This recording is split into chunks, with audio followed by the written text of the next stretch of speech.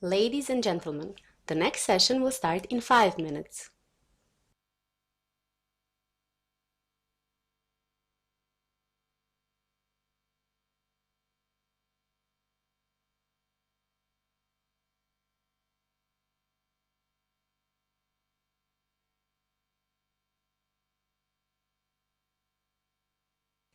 Ladies and gentlemen, the next session will start in 5 minutes.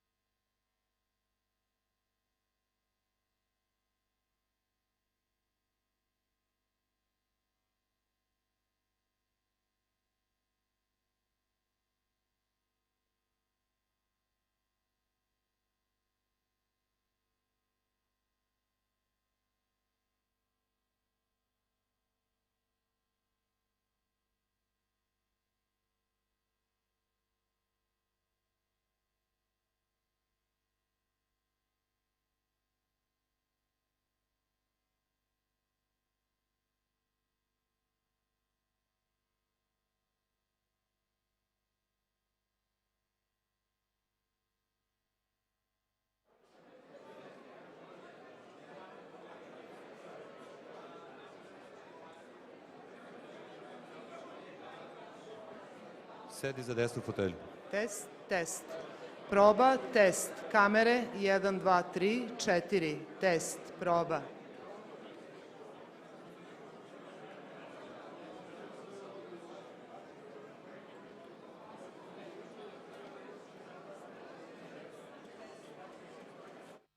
Test, test, 1, 2, 3, 4, 5. Proba, test, 1, 2, 3. Prevodilac, ili čuješ to? Super, okej.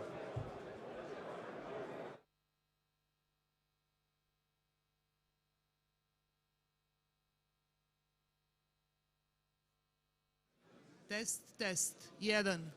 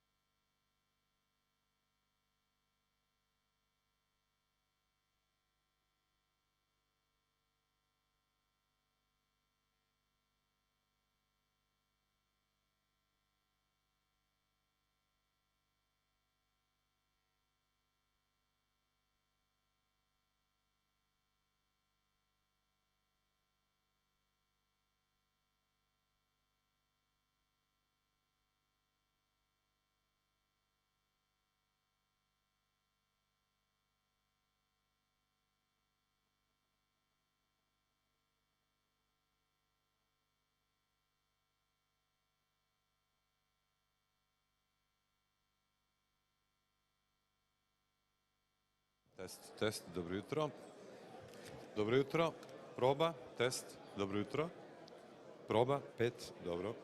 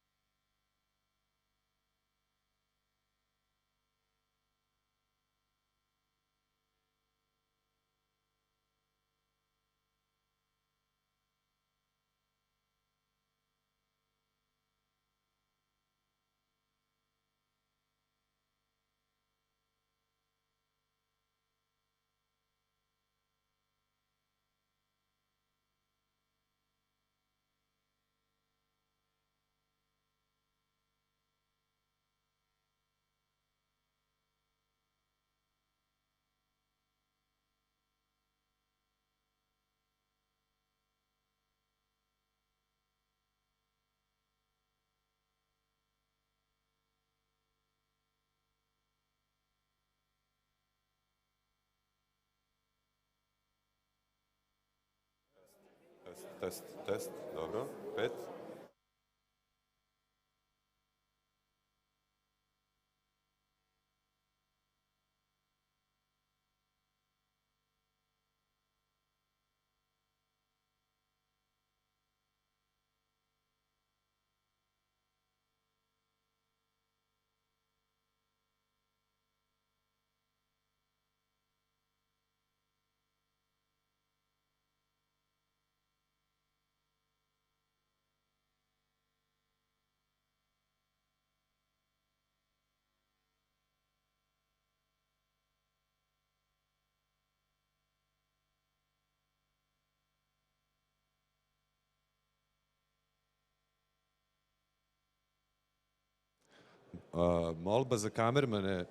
Molba za kamermane da bežične mikrofone isključe, pošto sav ton imate iz distribucije. Ako imate bežične mikrofone Sennheiser i slično za broadcasting, molim vas isključite da ne dođe do mešanja frekvencije. Sav ton dobijate u distribuciji.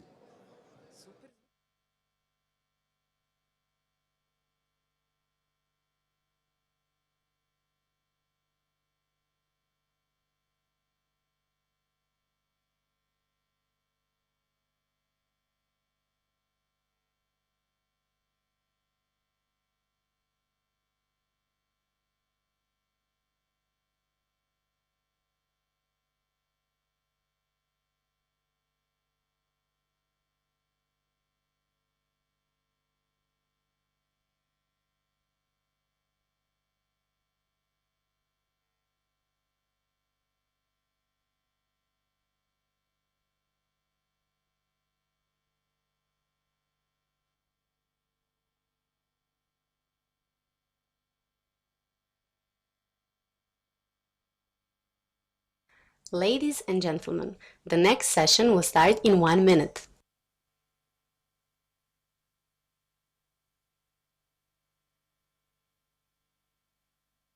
Ladies and gentlemen, the next session will start in 1 minute.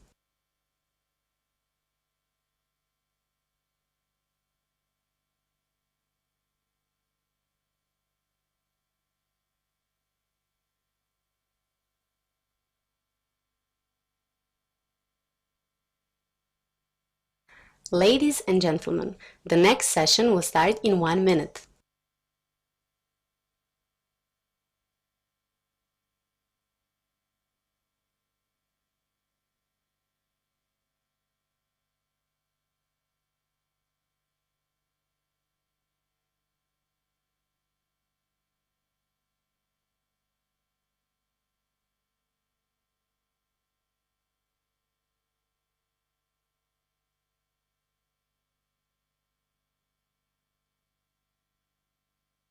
Ladies and gentlemen, the next session will start in 1 minute.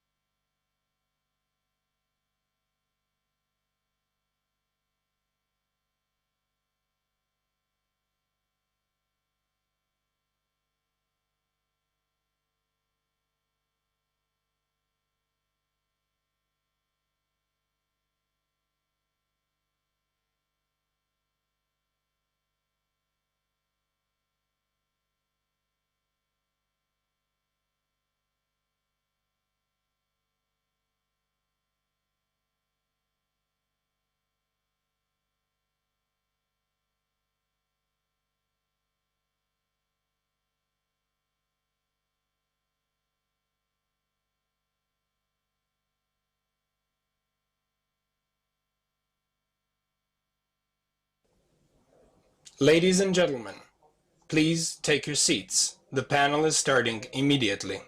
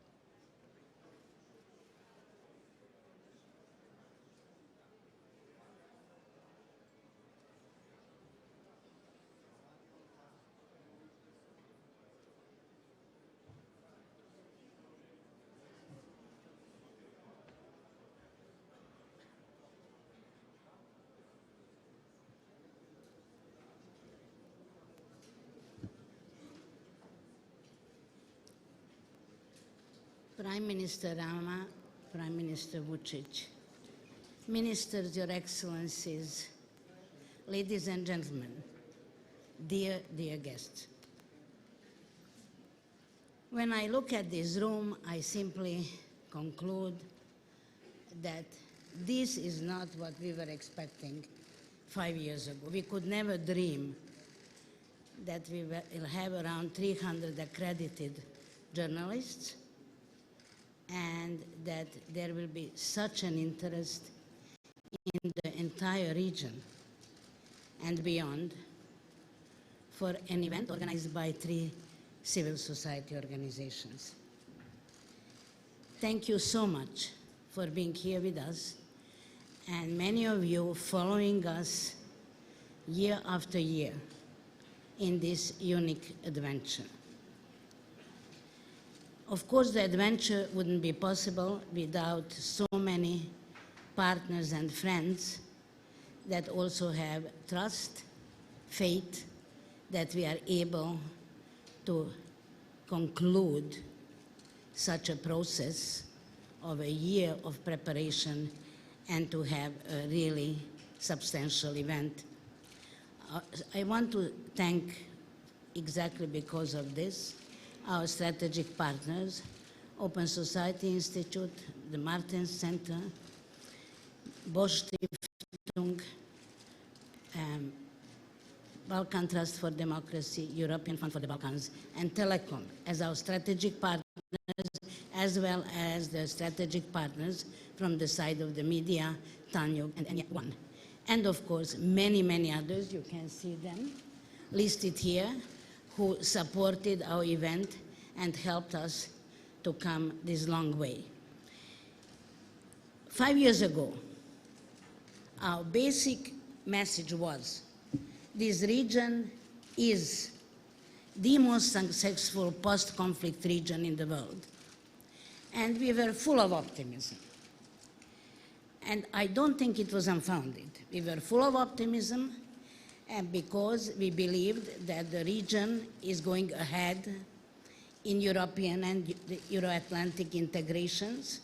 And we realized that we are fortunate enough to be the most successful post-conflict region exactly because of these integrations.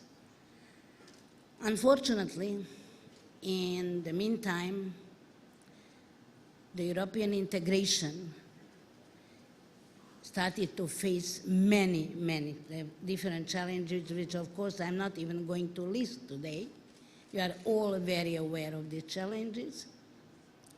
But we had to face the fact that slowing down of European integration and in the same time creating serious doubts throughout Europe in the most successful peace and political project of the humankind, in fact, is generating a lot of other very, very serious crises.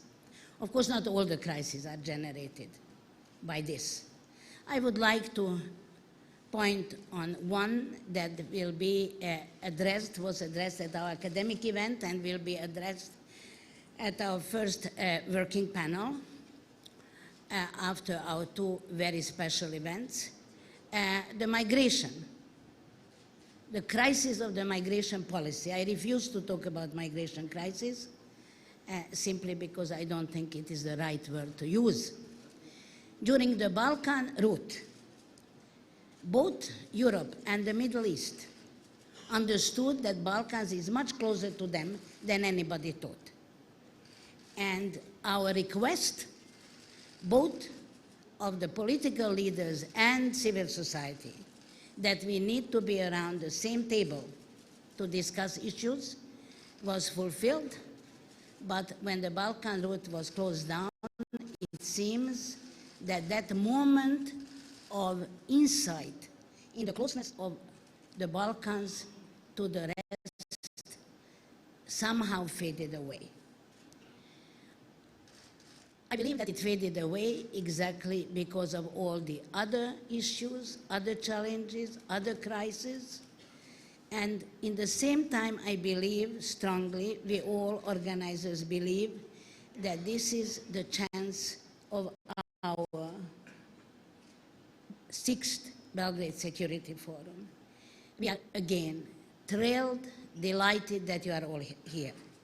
But we will really feel that we fulfilled our task if you will all put a special emphasis in generating bold new ideas. We need new creative ideas how to get out of the crisis. We are as entitled to these ideas as everybody else. No difference between those who are creating ideas. Sometimes, in fact, the best ideas used to come from the places that people did not expect.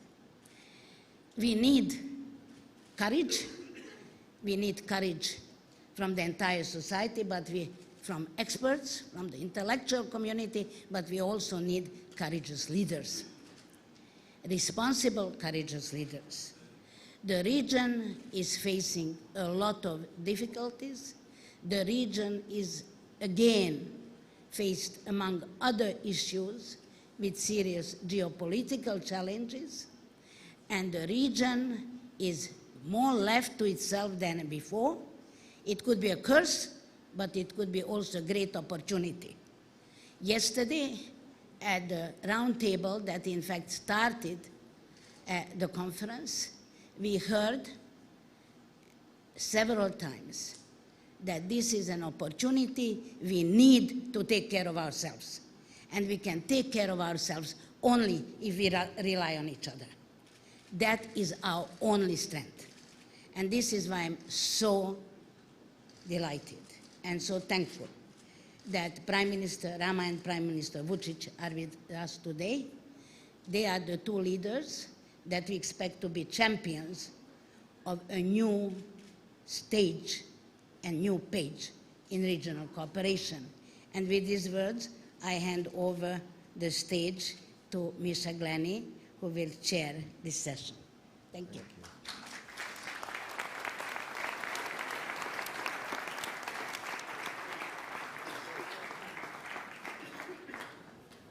Before I invite the two Prime Ministers onto the stage, I would just like to say personally what a great pleasure this is that I will be introducing them. I think the visit of Prime Minister Rama to Belgrade at Prime Minister Vučić's invitation sends out a very strong signal, not just to the region, but to the European Union as well, at a time of profound crisis, and I can say that with passion as I am a Briton and an opponent of Brexit.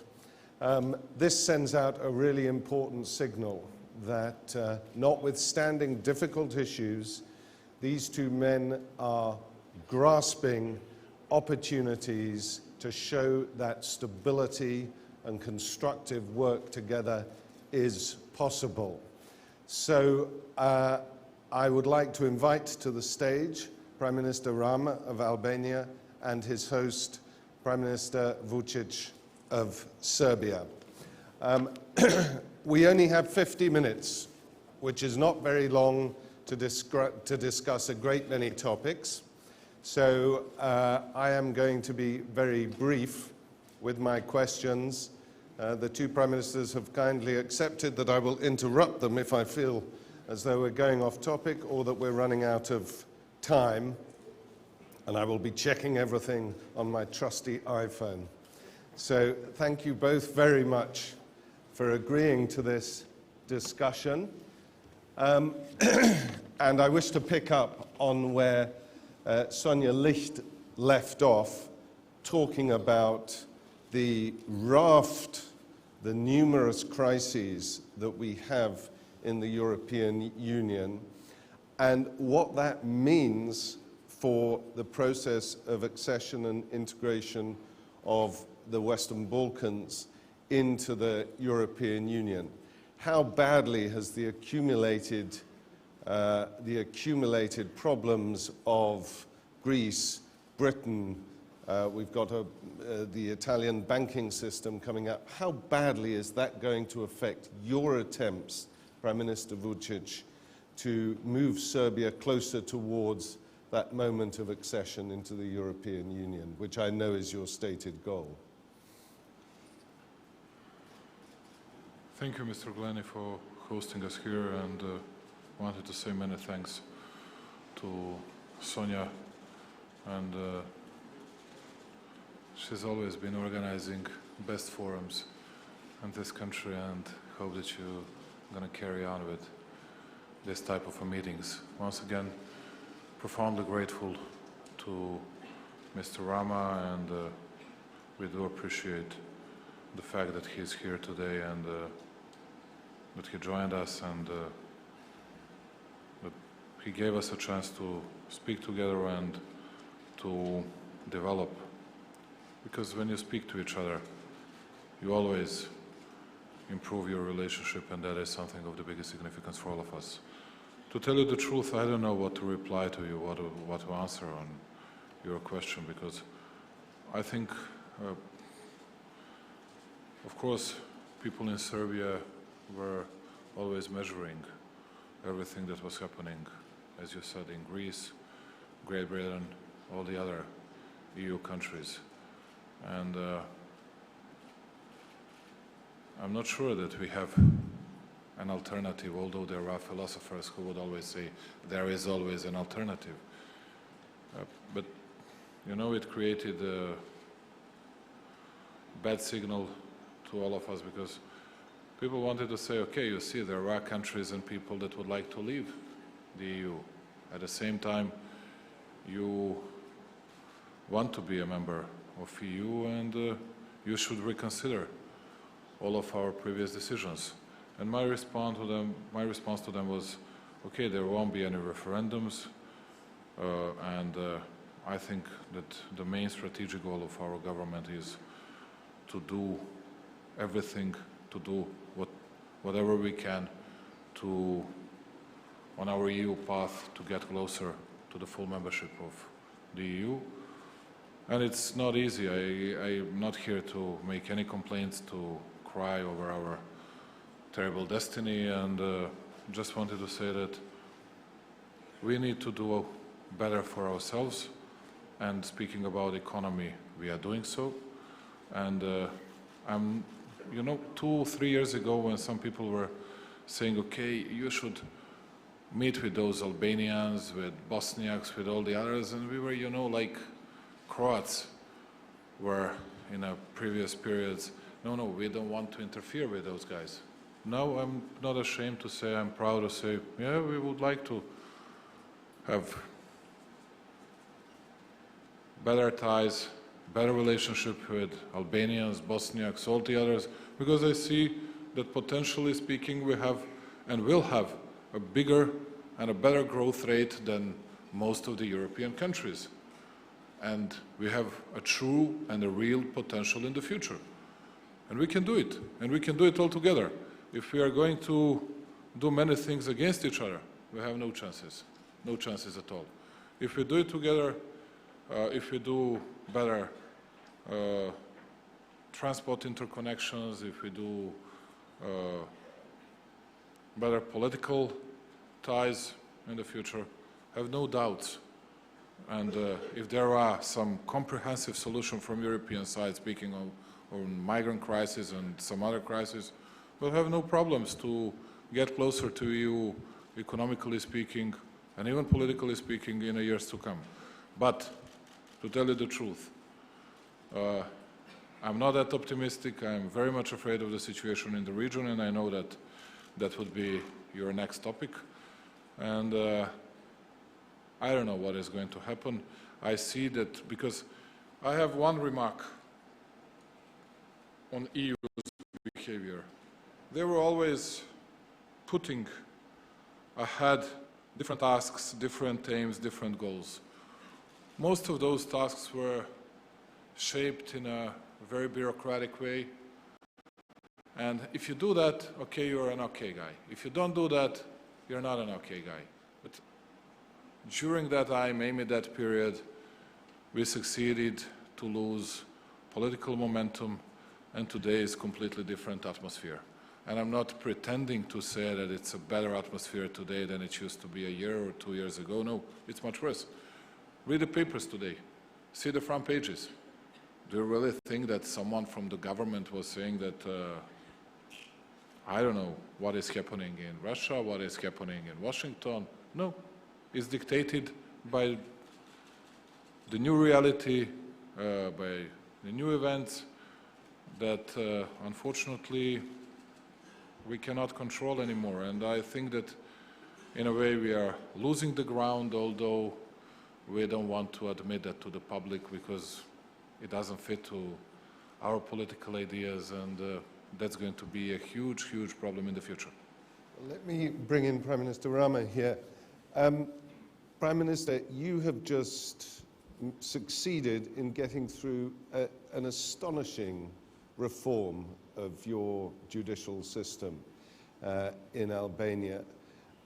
Even if accession moves slowly, how important is that relationship with the EU in modernizing Albania's institutions, or is that coming from Albania itself? Thank you. Let me first congratulate you for the incurable optimism when you said in 50 minutes you'll solve everything here, because I don't think it's doable, but anyway, we'll try. And going back to the EU and to the whole situation, I think we, at least here in the Balkans, have to be clear on one simple point. EU process for us is not a trip to go somewhere, because some people are expecting this from us, but it's a modernization path that is possible for our societies to fill the gap with the future only through the EU integration process. As such, I think EU integration process is even more important than membership in this moment, because it helps us to build the states we never had in terms of institutions, in terms of rule of law and functioning democracies, and in terms of vibrant societies with the energy for competition, for success, for failure, and again for success. Now, it looks like a Balkan curse, because Europe was there in a good shape when we were messing up. Now we are trying to get in a good shape, then they are messing up. And, you know, it looks like it will never be a moment when we'll be on both sides in a good shape. But still, you know, I don't want to go further with that, because I know that this would somehow inflict pain to your wounds. You have already left EU. And as for the justice reform, yes, we have embarked in a process that was simply unimaginable for Albania.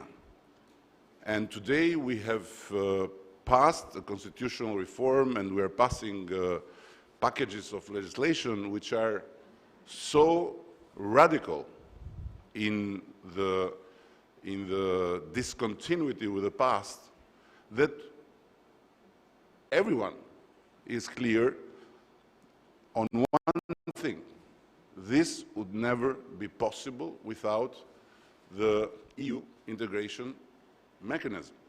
So I want to end by saying people can feel different ways. People can feel different ways about Washington, about Brussels, about Moscow.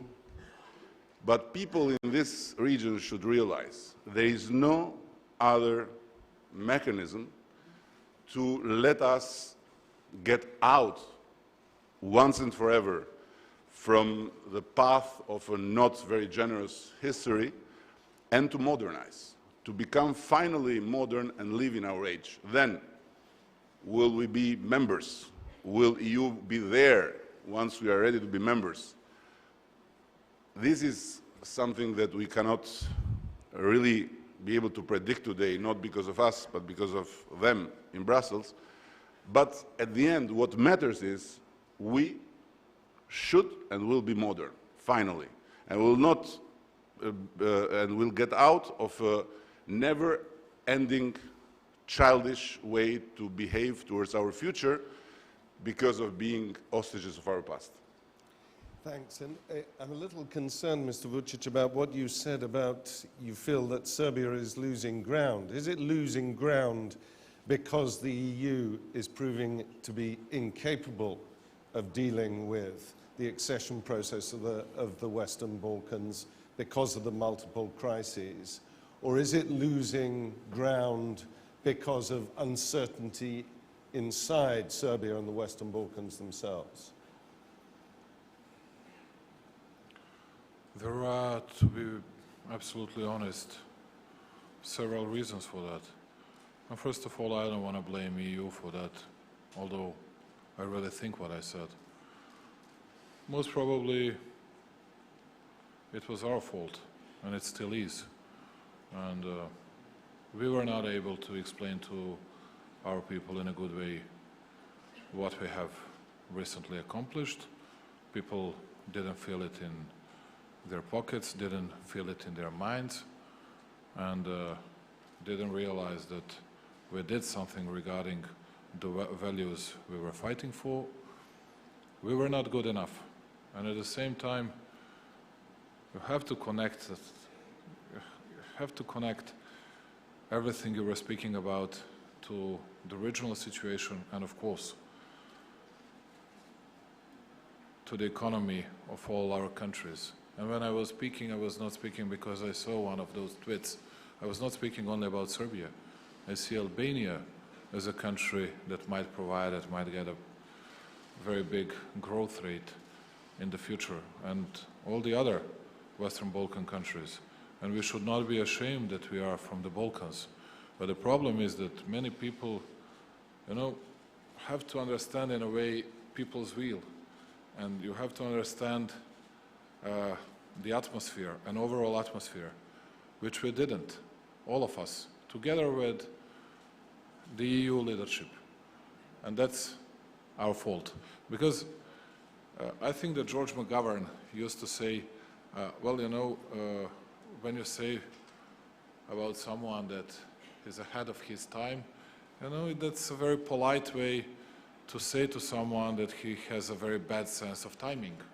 And I have to say that for many people from this region, from Europe, from the world, because they didn't get it, what was happening here. Now I see the rising nationalist ideas, and I know that everybody would say, no, that stupid Vučić, he's speaking about that because he needs to win a presidential elections, and I don't, and I'm not going to be a candidate, and I don't care about it too much. It's just the fact that people always, when they analyze something, and I'm speaking about many ambassadors and all the others, they always think what they would do.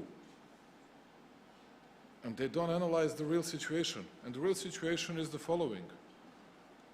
You have huge problems in Bosnia, and I'm not going to make any further comments on that.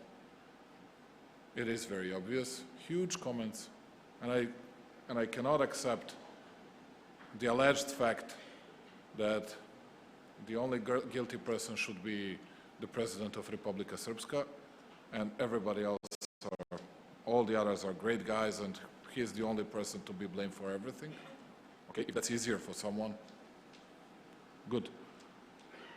Secondly, we have, although I think that we built a kind of mutual trust between Serbs and Albanians, I'm not speaking Serbs from Serbia, Serbs from Republika Srpska, or Albanians from Albania, Albanians from Kosovo.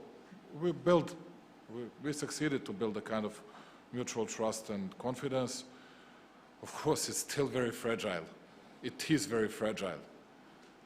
And I see that the main news here on Twitter is that here are many people from Kosovo, we would say Pristina, people from their medias. So what? It's just a normal thing. nothing really important. But the problem is that, you know, when we speak about our relationship, there are always huge hurdles, huge bumps on the roads we need to overcome. And to tell you the truth, we are late.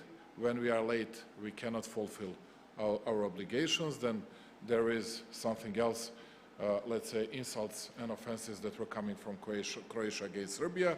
And to be honest, European Union was silent. We were silent because we didn't want to do and to say anything against them. But European Union was silent, and people see that here. So, and that's the problem. So what's the solution? There are no solutions. What you're saying is, when it comes to we didn't and the EU didn't, and we didn't understand what people were feeling in this region, you're referring to nationalism or their dissatisfaction with the way that governance is? Both, Misha. And the problem is that I'm first of all referring to my country. And I'm not criticizing anybody else. I see that because, you know, I'm afraid of our reaction. And it's not up to the leadership of Serbia. That's why I was saying that we are losing the ground. And it's not about percents you're going to get if you have an elections. You see how topics are changed. And it's just a matter of time when people will change their politicians. Because you have bigger and better support for bigger Russian presence here in Serbia, with no doubts, which is okay. We have traditionally good relationship with Russia, but people have to know that. And we have to say that. Why does it happen? Make an analysis. Make an analysis. But what I was saying, and I'm not searching, not looking for any kind of excuses, because I was saying in a very blunt way to our people, I am the Prime Minister since we are on our EU path. Otherwise, choose someone else. That's it. And also, I'll do my best to preserve traditionally good ties with Russia, and that's it. But I see that it's a kind of ruining process that has started recently, and not strong enough to oppose to that. Well, let me bring in Eddie on this, because Eddie Rama, you don't have exactly the same dynamic going on in Albania itself. I want to leave aside Kosovo and Macedonia at the moment. But in Albania itself, what are the expectations, the distrusts that you are having to battle against when it comes to the EU accession process and major reforms in general? Do you come up against similar resistance, misunderstandings, conflict? I think we are in a different situation compared to Serbia when it comes to the EU integration path, because we are not in the middle of two possible loves. We have only one, meaning towards West.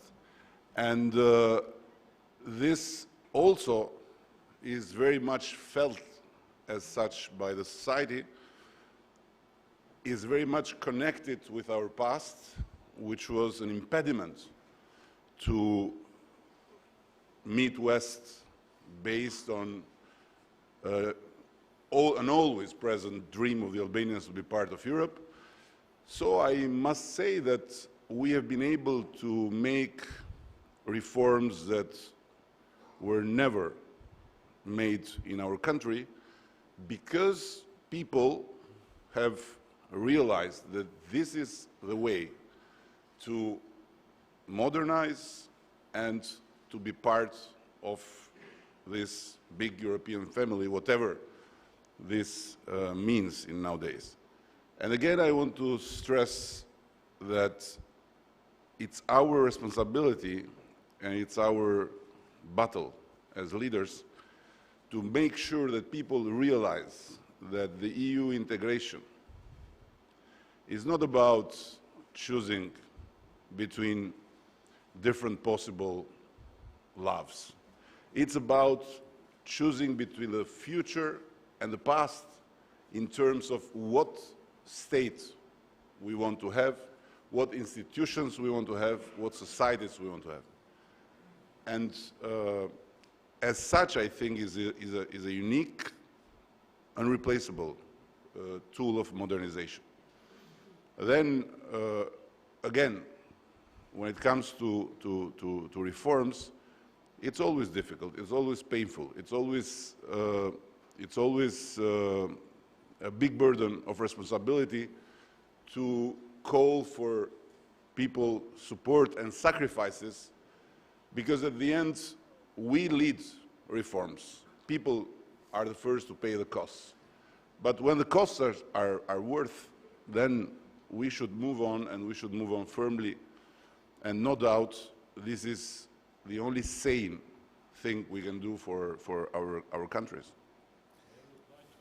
Sure. That's allowed, I don't know. It's allowed. I'm allowing it. Thank you. Official. Just wanted to say that we don't have two loves, as it is said. We have only one love, and that is Serbia.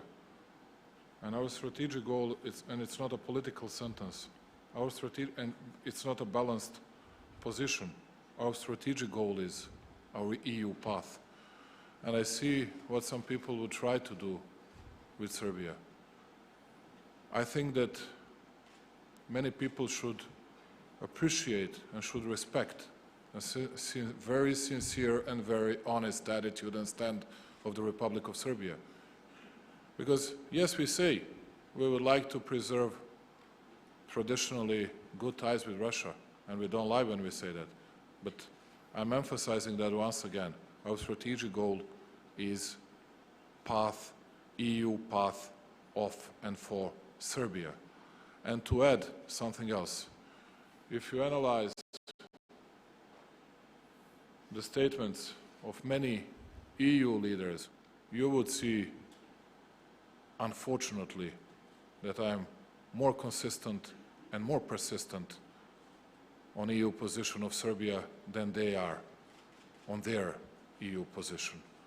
Sorry to say that, but I cannot accept remarks and the words of criticism from those that can change their words, change their statements every single day in accordance with their hosts or with their guests. I don't do it. I say always the same. I say always the same. What I say today, I say it in Washington, I say it in Moscow, I say it all over the world. And I think that's a politics. You might like it, you might not like it, but that's a real politics of this country. I just wanted to say two choices in the sense of people feelings, because it sounded like when Aleksandar said we don't have two loves, we have only one for Serbia, it looks like we don't have two choices, we have only one love for ourselves. So this was what I wanted to make clear, because it's clear also in the public opinion a big difference between Albania and Serbia. In Albania, there is no doubt, there is no kind of dilemma within the public opinion about what is the choice. In Serbia, it's different. And this, I'm not meaning this good or bad. I'm saying it's different. And that's why I mentioned that the choice is sometimes undermined by this, two loves in the level of the public opinion. I didn't mean in the level of the clear choice of the government or of the Prime Minister. Understood. I want to move on quite briefly to the issue which, according to Sonja, I'm not allowed to call it the migration crisis now, so I'm going to just call it the issue of migration. Because, let's be honest about this, I think everyone who studied the situation was very impressed by Serbia's response to the wave of migration over the past couple of years. But we have a brief stabilization at the moment that is sort of hanging on the thread of the EU-Turkish agreement. Is there anything that Serbia is doing in anticipation of that EU-Turkish agreement falling apart, which, let's face it, is a genuine possibility?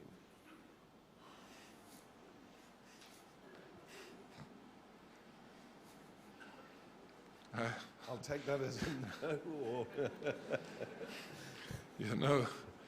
Here are people that know that we were present at numerous meetings in Brussels, all over Europe, to contribute in a way, to find the best possible way to resolve that issue. And once again, I have to say that I really admire Angela Merkel, because she brought us at least 5, 6, 7 times all together, and just to speak to all of us, with all different ideas, and with the only one idea how to get and how to gain more money from the European Union, and how to make complaints against all the others which didn't deserve more money. She deserved to be praised, and the best possible prize that we can issue in Europe. And I just can say that, hope that it'll be okay. And we'll do our best to keep on showing our humane and solidar face, and with those people, although it's a bit change the structure of those people, it's not anymore people, real refugees coming from the war areas from Syria, it's people mostly coming from Afghanistan and the other parts of the Central Asia, but we dealt with that in a good way, and we'll keep on doing good business. And Eddie, for the first time, Albania has noted movement of refugees into your country. Are you worried that this is going to become a pattern if things break down? We were not, and we are not part of this so-called Balkan route. And so we were not affected as Serbia or Macedonia or Croatia and Slovenia were affected. But from day one, we had a very clear position that geography cannot be an excuse for not being Europeans. And it's amazing. And I've said it in several occasions when we were gathered with European leaders to see how some EU members are acting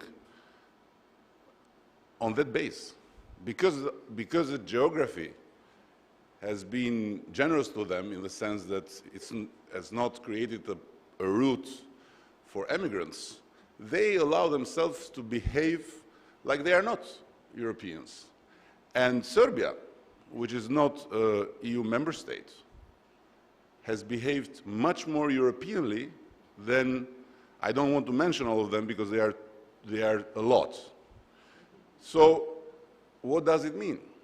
It means that we in the Balkans are too naive about this dream, or it means that many of these countries that have entered EU have transformed a dream in just a bancomat machine.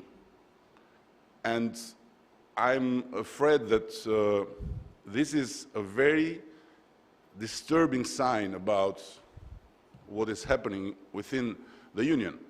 And on one hand, we have said, doesn't matter. We are not part of the root, but we are ready to share with others the burden of responsibility to be Europeans, because it's not fair to see countries in the Balkan route or further suffer because of their geography, and for us to just stay out of it. But at the same time, we can share our burden of responsibility once everyone is ready to do so. And for me, this crisis has been one of the most astonishing examples of how EU is not able to be EU. Because in terms of organization and coordination, it's a mess. It's a mess. And just imagine if Angela Merkel would not be there to save the face of Europe, what we would have seen. And if in Berlin would have been a brother or a sister of Viktor Orban, what you would have seen. So it's a big challenge, but I can say that very proudly we can tell to the European Union, yes, we maybe are not able to fulfill criteria and standards and procedures and all this stuff to be respected as an equal member state. But we are ready to fulfill our duty on some values that, sorry, we are not seeing clearly among the member states. So if it comes one day to be judged by a state that is not behaving like European because of our, I don't know what, quotas on fishes, no. I think, first and foremost, we are behaving like Europeans in a very good sense of it. And for us has always been clear. Look, we have hosted around 3,000 Iranian opposition refugees, political refugees. They were being killed in Liberty camp in Iraq, and nobody wanted to touch it. And they're being killed and killed and killed. And we have a very proud history as Albanians of saving Jews during the Second World War. And we welcome them. Now, it's a small country. When we see the numbers of migration fluxes today, maybe 3,000 doesn't look much. But I'm telling you, because it was organized in a very good manner, nobody sees it, nobody has a problem with it. So imagine if Europe would have organized in a proper manner and would not have just ping-ponged these people from a border to a border, maybe this 1 million that are already in Europe would haven't be seen by anyone, because for 500 million people that Europe is today, 1 million is nothing and can be absorbed very easily. But of course, when you are not organized, where you leave to the Greeks the management of the flux, of course you have a mess. And then what you do? You have them 15,000 in one Sunday in the Munich train station, and that's it. And then you have to deal with some idiots there that go to 10%, to 12%, to 15% by just bringing back in time some ghosts of the past we were left behind. Eddie, I want to move on to the issues of regional security, but I want to introduce that because by invoking Angela Merkel, because you've both spoken very highly of Angela Merkel, and obviously has been critical in what people now call the Berlin process of keeping the Western Balkans on track, moving towards the European Union. But I want to start with this question, Prime Minister Vučić.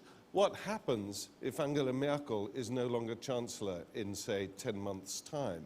How much is the Western Balkans depending on a single personality and her vision for this region? And how dangerous is that? I'm a small guy from the Balkans, and we will always respect German people's will. But personally, as an ordinary citizen, I can say that do worry even today, because she was a decisive factor, very determined and dedicated lady, which took care, in a way, of the region. And can you imagine, you see that Ari and myself, we can speak to each other calmly, normally, and we can even agree on many different topics. But if there would be some problems in the region, who is the guy that will pick up the phone and say, okay, Vučić, you need to do that, you need to do that. Tell me his or her name. Who's the guy that will do the same with Eddie? Who's the guy that will do the same with the Croats? Who's the guy that will do the same with the Bosniaks? I don't see that guy, to tell you the truth. And you can tell me institutions, organs within European Union. Oh, okay, but I know that name, that is Merkel. And I'm saying the truth. I'm unfortunately saying the truth. If you can say that there are, we do respect all the other leaders, but they didn't show enough of their interests for the region. And we know how painful it might be for all of us, because today, instead of speaking about our economic growth, which is, by the way, bigger twice or 3 times than the average growth rate of the European Union countries, we don't speak about that. We speak only about our problems, because we have them, and we'll have it more and more of our problems. Once again, very unfortunately. And what I see,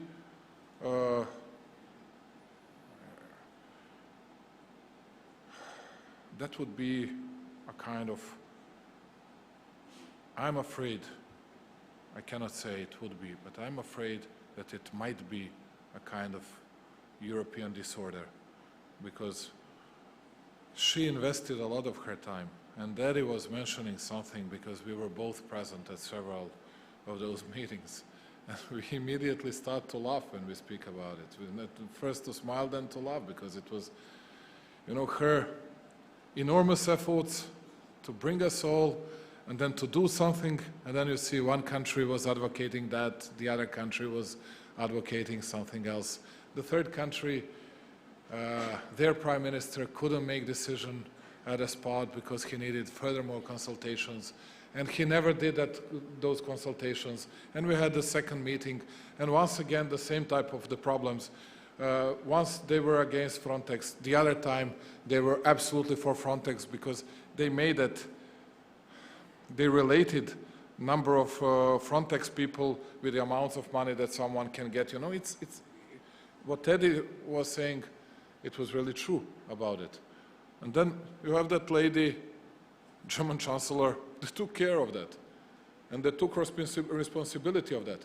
And you know, many people in Serbia were asking me, and now your Angela Merkel is going to lose. And I was re-asking them, okay, and your AFD or who else is going to win? So what you going to gain? What we're going to get? And we don't remember, we, the Serbs, we consider ourselves as loyal people. And we don't forget when we had those sanctions imposed against Serbia a year and a half ago, you remember, for nothing. Absolutely for nothing. Because people that, hundreds of thousands of people started to flow to Croatia as well, not only to Hungary, and they imposed sanctions over Serbia. Without Angela Merkel's presence in the region, without her intervention and her people. Come on, who knows what would have happened at that time. And many people easily forget stuff. I don't.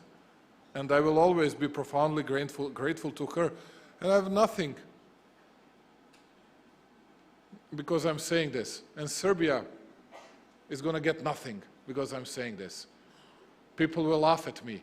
Now she's losing and you want to make even better connection. But I'm saying what I think and we'll never forget it. And that's true. That's true. It would be very unfair to say something against her because she invested a lot of time, a lot of efforts, a dedicated, even devoted work, and I do respect that, I appreciate that. I hate those lazy guys that can always criticize someone and that can do nothing. Eddie, I will come back to you about Merkel, but... but I would cut it very short. Okay. We're not competing for Angela's heart. So I can agree with him, and I can say simply that she will be the next chancellor, and Donald Trump will not be the next president of the United States. This is my assumption. Good. And you see, I don't know that, but he knows that. I know that. And he knows that. And yeah, when it comes to Moscow, I have to ask you. Okay. Now look, I don't know what will happen in Moscow either. we don't have a lot of time, so I'm going to, I want to move on to really one of the trickiest issues of all, and that is Kosovo.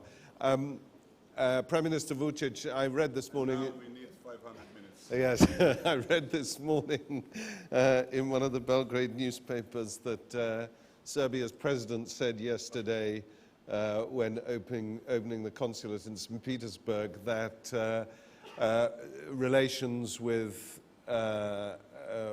Kosovo, with the Albanian government in Pristina are at its lowest ebb at the moment, its lowest level, because of the Albanians' behavior. Do you agree with your president on that issue?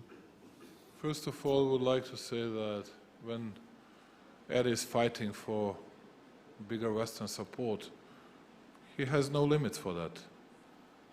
He can do whatever he wants to say against Russia or Moscow or to undermine them. I don't do it. I don't do it with the Western powers. I don't do it with Russia. I don't do it with China. And we are in different position indeed. And that's why the polls shows the different results in Albania and Serbia regarding EU path of two countries.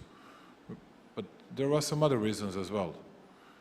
EU is seen here also as an organization that makes more pressure, always make more pressure on Serbia over Kosovo crisis. At the same time, as I have already said, they were always very loud to make good remarks from time to time. The other type of remarks on Serbia, but they were mostly silent, speaking about the others' errors or misbehavior. And that's what people see and that's what people feel. And Albania has no problems with their territorial integrity.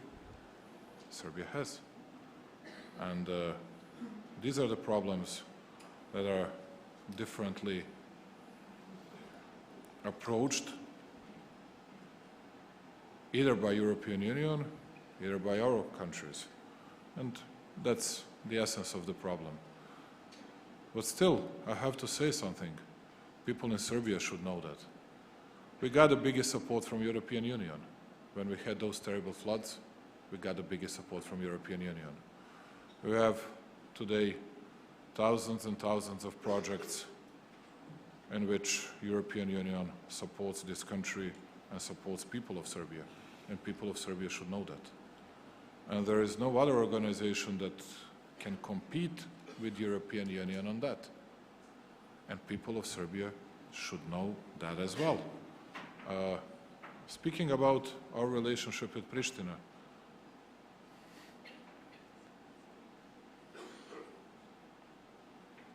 I have plenty of arguments to use to say that the other side is guilty. I'm not going to do it.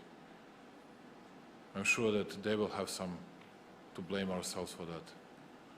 My conclusion on that would be we'll carry on the dialogue process in a very passionate way, because that's one of preconditions for the economic development of an entire region, for the betterment, for the better living standard of the Serbian people themselves. It's something that we need to do for the future of Serb-Albanian relationship.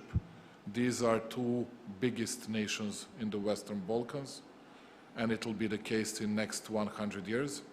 And we have to create that kind of backbone of goodwill in the Western Balkans, and everything else will be much easier to resolve in the future. I know that there are many people in Serbia that don't get it, what I'm saying now. And they will say always, put that white cat on Vučić's head, you know, say that he's an Albanian friend, or he does that, I don't care. I'm saying what I think, and I'm sure that I'm saying the truth. And it's not going to be easy. And you know, we speak to Albanian leaders in Kosovo, which is a good fact. We don't stop the dialogue process, although it looks from time to time that there is a dead end at the end of the street. I don't believe in that. I think that we need to find more compromises. If not, we'll all be stuck, not speaking only about our EU path, speaking about our economic development, speaking about better life for an ordinary people in Belgrade, Pristina, Tirana. And I just wanted to say that, yes, we'll invest more of time, more of our energy, but it's going to be harder and tougher day by day. And that's what I was saying at the beginning of this conference, of this forum, because the atmosphere is changed, completely changed, and it is very difficult, not only for our side, but also for the other side to deal with that, and it's not going to be better. Well, I wanted to, come on, Eddie, we're running out of time, but I wanted to put it to you that Kosovo is a problem for Albania as well, that you're under pressure as a consequence of what's going up north of your border. How do you deal with that issue? Let me take from Aleksandar. He said in the beginning that we are against Russia. We are not against Russia. And even within NATO, we were among the countries that were advocating the need for a combined strategy of dialogue and restraint, not simply restraint. We live in a world where many things are connected, and we don't have the luxury to not talk to each other, agreeing or not, being or not in the same side. And but he just, again, gave the proof of the two loves. Now, I'm going to the question. Kosovo is where we completely disagree. This is clear. Because my view is that sooner Serbia recognizes Kosovo, better will be for everyone. But at the same time,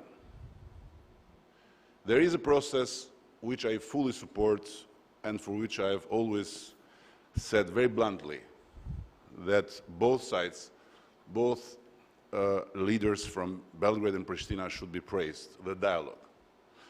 The dialogue that is a very important tool to anchor the power in the future. Because at the end, it's not simply about what people think Russia or or the West, what priests think about, the holy places. It's about where the power should be anchored. In this country we are, and in general in this region, the power used to be anchored in the past. Now, I very much praise the efforts of Aleksandar to move the power anchor in the future. But at the same time, I think that we should never forget that once we are making dialogues, we're talking about people. We're not talking about history. We're not talking about what the president like, what the prime minister like, what the patriarch like. We're talking about the people. And let me bring you an example. I was going through the Serbian media yesterday. All over the place, I saw Trepča, Trepča, Trepča. Now, I have a very simple question. Trepča is a mine. It's in Kosovo soul. What do you do with Trepča? You transport it here in Belgrade. And on the other hand, in Kosovo, they should realize that Trepča is a mine in Kosovo soul, and it belongs to Kosovo citizens, being they Albanians or Serbs. And at the end of the day, Trepča is about economy. So the question is, should the economy decide if this mine is feasible, is not feasible, is working, is not working, or should politics decide? So it looks like a trivial question, but the answer is not so easy. Let's take another hot topic. May I reply to this? No, let me finish. How we want to move forward without cleaning this kind of lists of people that are wanted or whatever, Because I can understand all the arguments, but when someone is crossing the border here, and is crossing the border for the 10th time, and one among 10th time, he is arrested. What does it mean? What does it tell to people? And the last thing I have to say is, again, in both sides, in Kosovo and in Serbia, I'm convinced that the priority when we think about each other should be to make the people happy, to make happy the Serbs in northern Kosovo, to make happy the Albanians in southern Serbia. This should be the goal. Happier these people are, better things will be, and then less room will be opened for idiots and for people that want to take back the anchor of power in the past. This is fundamental. So we should not get lost in translation. Both countries have pledged to go forward, to leave the past back, and so on. And I fully agree with Aleksandar. I'm sure, and that's why I came here first, I come here again, I'll come here as much as will be needed, and I don't care what some people might say. Because when I left Tirana to come to Belgrade last time, I was a traitor. And when I was back, I was a hero. But I am neither a traitor or a hero. I'm simply a person that believes that Albanians and Serbs can do together for themselves and for this region what French and Germans did together for themselves and for Europe. After centuries of division by a river of blood. So the examples are there, we are here, and the future is in our grasp. Or we grasp it, or then we kind of confess to the patriarch. I don't know what to say. Before we end up, I'm going to ask Prime Minister Vučić to respond to that as he's requested, and then we're going to have to wrap up. But do go ahead. To tell you the truth, when I noticed the presence of Kosovo media, I knew it from the very beginning that Eddie will do some daily politics. And he's a much better politician than I am. I was not using this opportunity to say something bad about our Prishtina's counterparts. I'm not going to do so. But I'll take two examples he took to explain the situation between Belgrade and Pristina. He was speaking about Trepča. Dare to say that I know a bit more about Trepča than Eddie. I think so, at least. And if he says that it was a question of economy, Pristina did the worst stuff, the worst possible move regarding the economy and development of Trepča. When you say that it's done for the sake or for the benefit of both Albanians and Serbs, can you find one Serb that would agree with that? Did they try to find? Did they try to find one Serb that would agree on that? No, they didn't want to speak to the Serbs that live in Kosovo, that work in Trepča. They didn't even talk to them. They skipped all the procedures that actually they established. They didn't care about it. They wanted for their internal political reasons. And I still don't get it. I can't find ratio legis why they did it, to tell you the truth. And I was saying to you, my friend, last night, that, you know, I always analyze everything from a rational point of view. That's something that I cannot understand. That's something that I completely don't understand. Coming back to the case of Neha Tači, you were referring to that case, if I'm not mistaken. Know nothing about the case. Didn't see his file, otherwise I would do something illegally here, in this country. And we have just opened chapter 23, and I was for much smaller cases warned by European Union not to do so. And I hope that European Union won't have double standards as they used to have from time to time. But at the same time, you were speaking about it, but it was not enough for us, and there was no good reasons for us to hold the negotiations, to stop the talks, to stop the dialogue. Even we faced that terrible case that was launched against Oliver Ivanović, and he's been arrested, apprehended, imprisoned in different ways for 2.5 years. And you didn't hear that argument from myself as a key argument or as a sufficient argument to stop the dialogue, to argue with someone, or to say, okay, now we don't need to discuss furthermore issues with Kosovo Albanians. It's not a reason.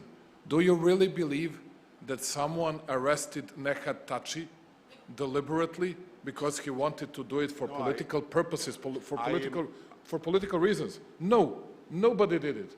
There was a warrant issued in 1997, 1998, but this is the point. You know, we should clean this kind of lists because we keep going back in kind it belongs to our things, justice system and to our prosecutor's office. But you know, I agree with you. I agree with you in a sense that we need to look at all these files, but we need to do it mutually. We need to do it jointly. We need to do it, and you have to have the same approach when you speak about the Serbs and when you speak about the Albanians. And I do have it. Believe me, I do have it. When I mentioned Trepča, I was not taking side. I was simply saying that looks like something that you say you don't understand. But I don't get it. But yeah, but I'm telling you, no one from a normal world would understand what is happening. It's a mine in Kosovo that is there. There is no possibility to import it here. The citizens of Kosovo are there, and of course, it's economy, in my view. So, and I'm not saying who did what. I'm simply saying there are several things that come out like from the past, and we find them in the way towards the future, and then we are, you know, Eddie, because it's always popping up. It's always popping up something from the past. The problem is that now we need to tackle that issue, which was totally unnecessary for all of us. And that's why I'm saying to you, and that's what I was saying even to your friends and my colleagues from Pristina, that I didn't get it. And I would never say that, and I would never speak about it if you didn't launch that topic. I just don't get it. We have different attitudes over Kosovo and on Kosovo. You think it's a sovereign, independent state. We don't think that. We disagree on that, as you said. But we need to speak to each other. And this Trepča move was something that came out of the blue, that surprised us all, and I don't know where do we go now, and I don't get it, to tell you the truth. What was the reason? Well, let's hope that the discussions, I have to intervene here. I'm ready to discuss it. I'm ready to discuss it. No, and you see, I'm getting frustrated, not because it's the main topic here in Serbia. No, it's not. I'm getting frustrated because you can do whatever you want. You can accomplish, you can achieve great results. I would it's not always have raised that it if I would not have seen it everywhere in the Serbian media last night. But again, what I want to say is that it's very important, once we are very clear on one point, we think exactly the opposite about Kosovo in terms of the status. But in the same time that there is a dialogue going on, one should not forget about the people, because at the end it's about people feelings that will decide the quality of the dialogue. Yes, that's why I was insisting on that. People were not asked about that. People in the north of Kosovo were not asked about it. I'm going to have to break in here, I'm afraid, because I'm being told by protocol from all sides that we need to break in. I'll be very happy to... I'm late for that meeting with Mladen Ivanić.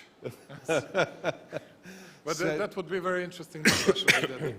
But I'm sure you're going to have more opportunities to discuss this, and we're very keen to hear the outcome. I want to thank our two guests, Prime Minister Vučić, Prime Minister Rama. This has been a fascinating discussion. I've really enjoyed it. And one thing I'll be able to say is that I can say with confidence I have interviewed on stage the two tallest prime ministers in the world. So thank you very much.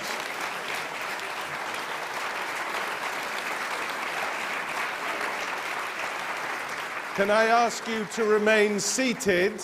Can I ask you to remain seated as the Prime Ministers leave? And also for the next session, there are going to be headphones for simultaneous translation, which are available somewhere here. I'm not sure where exactly, but either that side or that side. 5 minutes, people return for the next session. Hello. Hi. From RTS. Hi. Is it possible to have just a few questions?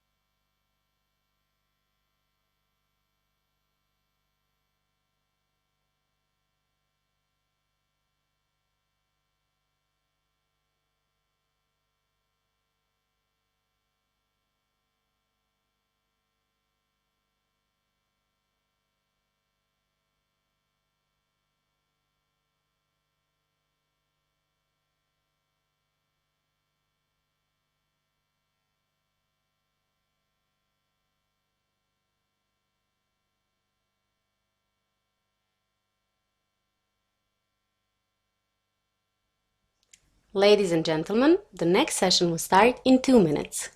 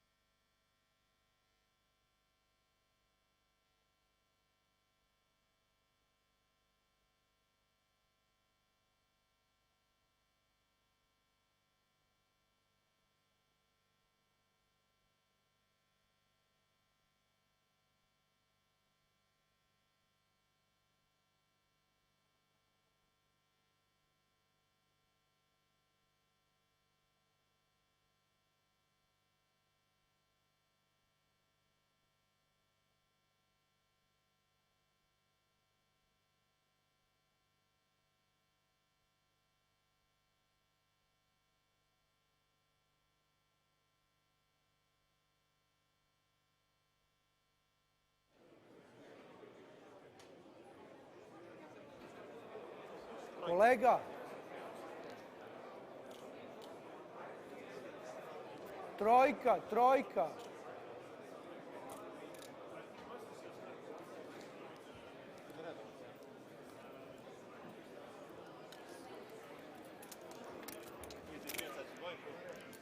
Ladies and gentlemen, the next session will start in 1 minute.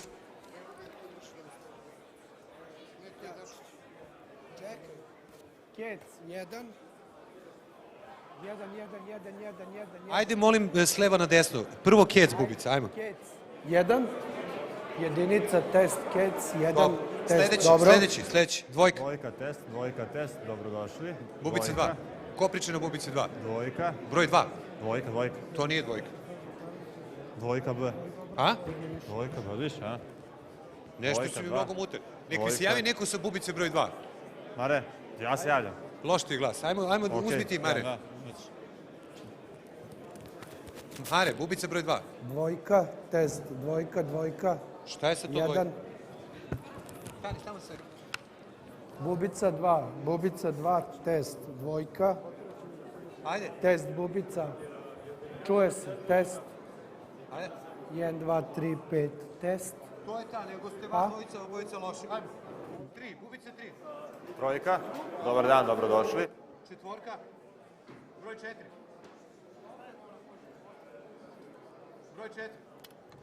Broj 4, ili mogu samo broj 4 još da pravo? Dobar dan, dobrodošli. Test. Jel pričaš? Dobar dan, dobrodošli. Dobro. Test. Dobar dan, dobrodošli. Test. Test, četvorka. Mare, da poručim. Kol puštamo ovo?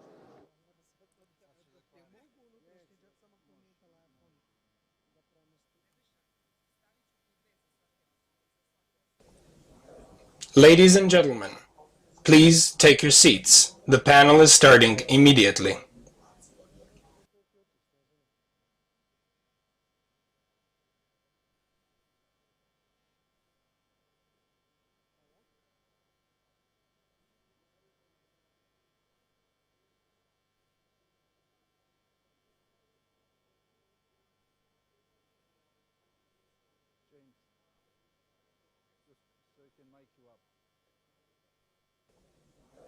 Ladies and gentlemen, please take your seats. The panel is starting immediately.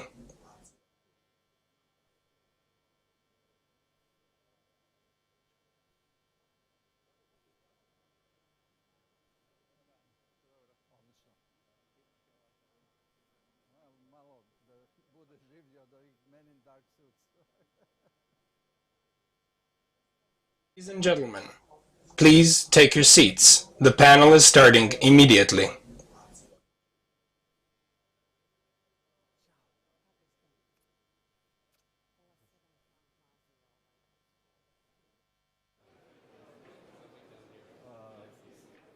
Is that okay? I'm happy to go where you want.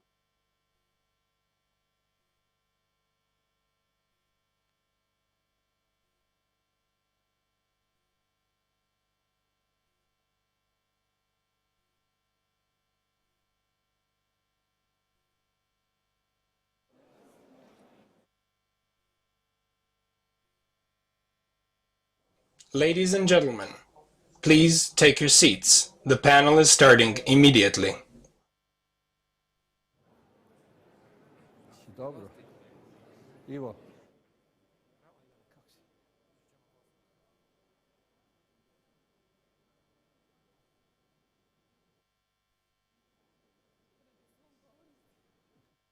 Su ministri virtualni ili su pravi?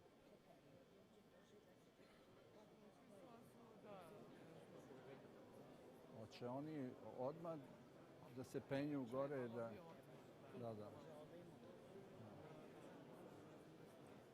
Ivane, vi ništa ne stavite. Sonja kako uspeva. Ali stvarno. Nije vam mi taj Washington. Mislim, ceo svet. Volim ono što radiš.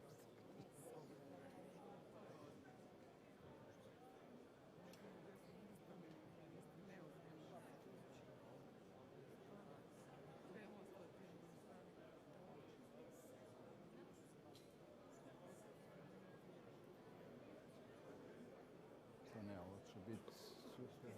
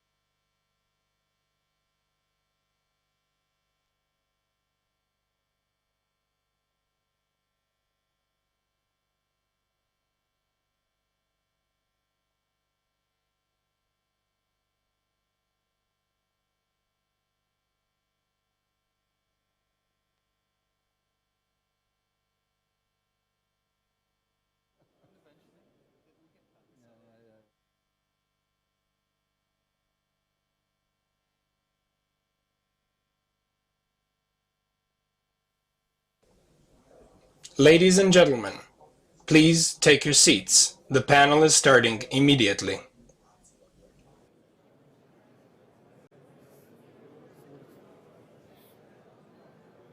Ne znam, evo Juri i Bogdan tu. Slobodno reci. Možete da... A gde su mikrofoni?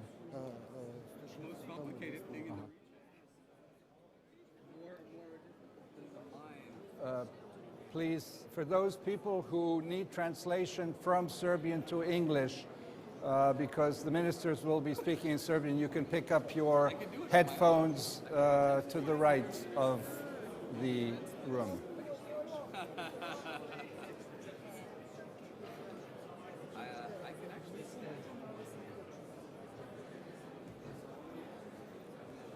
Protokoli ih upravo odvajaju od cigara i kafe i one su... Ali ne može ovaj panel biti samo pola sata. Morat ću, ako ću sastaviti sa Appathuraijem, onda ću ministra Dačića da pitam da li možemo da idemo do pola 12, 40 minuta. Da, apsolutno, znamo sa vremenom i sebe, puše, kafe su, mi smo pravili tebe, da su onda uopće.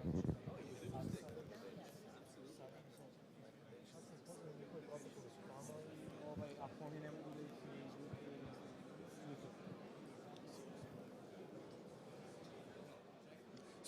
Izvinite, imamo samo nešto. Molim te, reci nam mikrofon da mogu da uzmu slušalice za simultani prevod koji su desno mogu tamo. Možeš?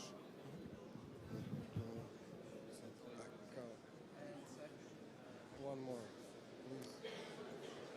One more information.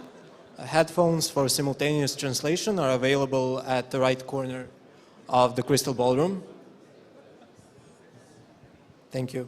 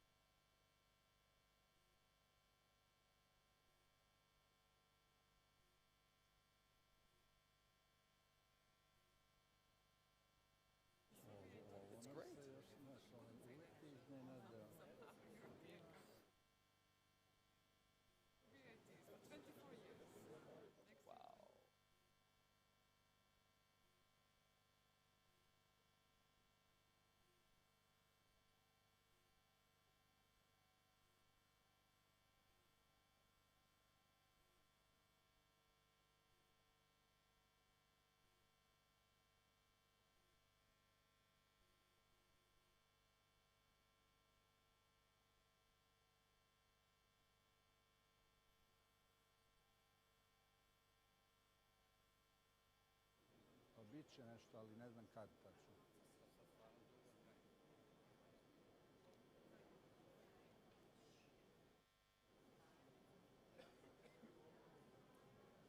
Ova dvojica se prave pametni, sede tamo i kaže doći kad oni hoće.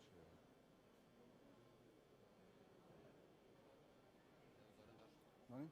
Došli jedan ministar. A to je on, aha. Ministre, ja sam Ivan Vejvoda. Znam da se znam, ali dobro ipak. Odlično, hvala. Hvala što ste tu za ovaj panel. Ajmo, da, odmah. James, ja,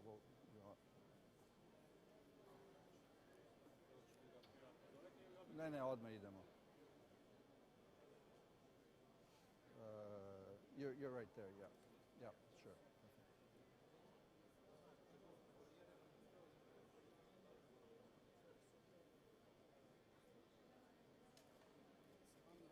Needs this.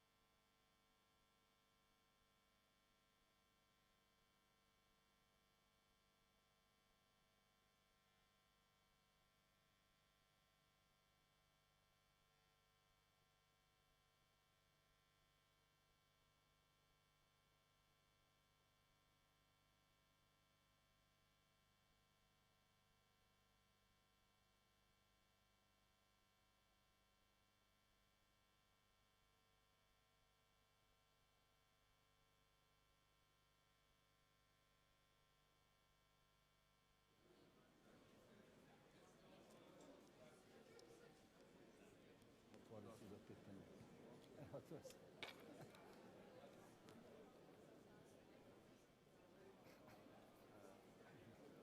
Well, it's so short that I want to.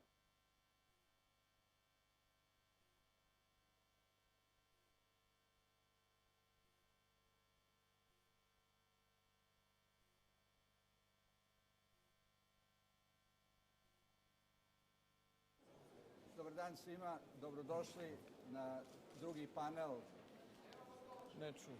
Belgradskog bezbednosnog foruma. Jel radi ovo? Jel uključimo?